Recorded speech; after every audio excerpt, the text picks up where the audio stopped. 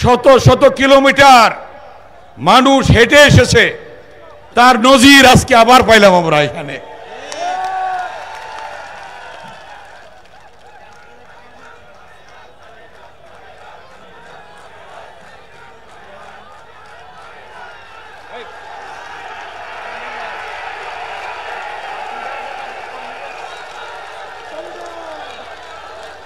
বসেন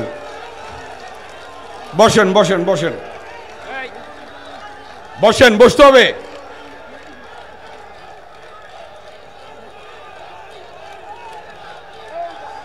বসেন বসেন বসেন, বসতে হবে। আপনারা জানেন, আস্তে, এই আস্তে আস্তে আস্তে, আপনারা জানেন, এক কথা শুনেন, স্লোগান পরে দিন, পরে স্লোগান দিন যাওয়ার সময়। আপনারা জানেন, বাংলাদেশের যখনই কোন সংকট এসেছে, সেই সংকট সমাধানের জন্য জিয়া পরিবার সবচেয়ে প্রথম সামনে এসেছে। কথাটা ঠিক কিনা? 1971 সালে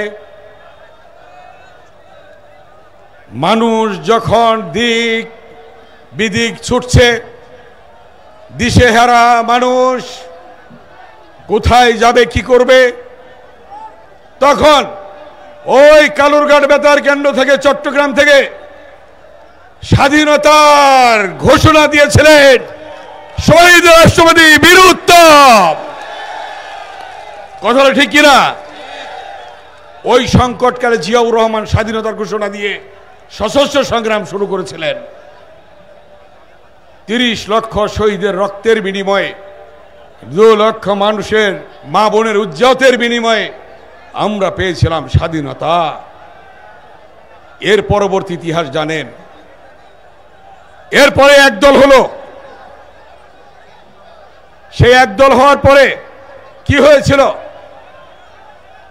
যখন দেশ বিশৃঙ্খলার দিকে যাচ্ছিল, মানুষ নিরাপত্তাহীনতায় ভুগছিল, 45,000 বামপন্থী নেতাকর্মীকে হত্যা করেছিল, সিরাজ শিকদারকে হত্যা করেছিল, তখন সিপাহী জনতার শান্তিপূর্ণ স্বতঃস্ফূর্ত বিপ্লবের মাধ্যমে 7 নভেম্বর জিয়াউর রহমানের অভ্যুদয় ঘটেছিল। বাংলাদেশের মানুষ জিয়াউর রহমানকে বেছে নিয়েছিল। তারপরে ইতিহাস জানেন, যে দলটি আওয়ামী লীগ সকল রাজনৈতিক দল বন্ধ করে দিয়ে মাত্র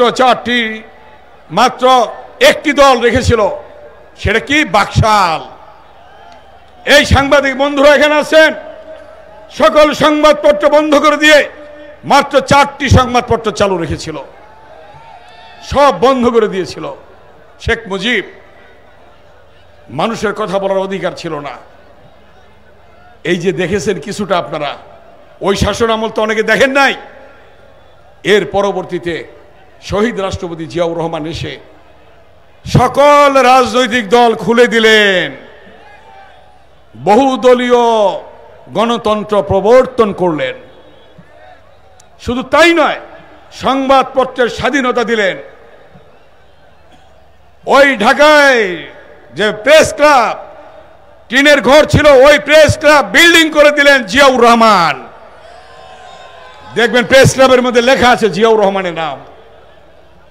এতদিন ঢেকে রেখেছিল, 16 বছর ঢেকে রেখেছিল, এখন পর্দা খুলে গেছে আল্লাহর রহমতে। কে খুললো? কে খুললো? আল্লাহ। আল্লাহ ছাড়া কেউ খুলতে পারে না।